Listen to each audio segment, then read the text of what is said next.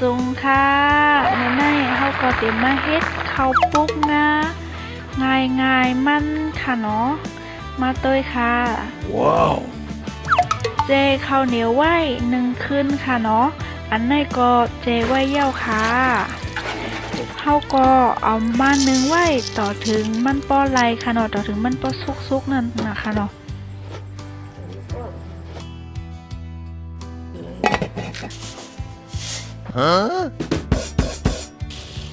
กันไม่มาโคงง่าค่ะ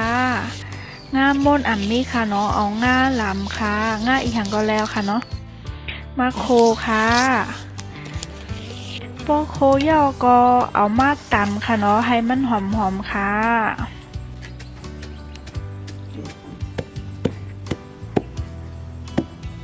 กันไม่ก็ข้าวซั่วค่ะเนาะก็เอาเข้ามาใส่ในโคกเสตำให้มันปออ่อนค่ะใส่ง่าตีอันตามไว้กว่าจ้อมกำอีดค่ะเนาะให้มันจับสากจับโคกค่ะเนาะในค่ะพอใส่ง่าค่ะจ้อมก็มันก็เต็มจับโคกจังไหนค่ะเนาะ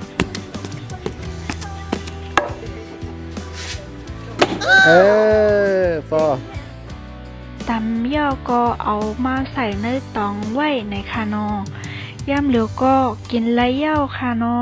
เพราะใครกินอันจีอันโคมันไหนก็เอาไว้ให้มันแก่นก่อนอีดนะคะค่ะเฮาก็มากินไรจำน้ำอ้อยอันนี้เป็นน้ำอ้อยค่ะเนาะแล้วก็อันนี้ก็เป็นน้ำอ้อยตำเกลือหวานแล้วก็นมค่ะ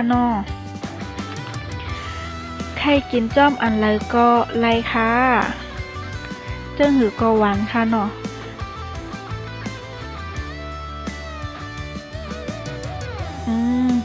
หวานเต้ๆเย้าค่ะ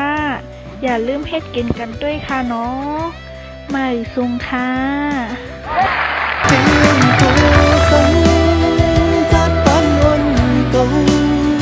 lấy hốc nhã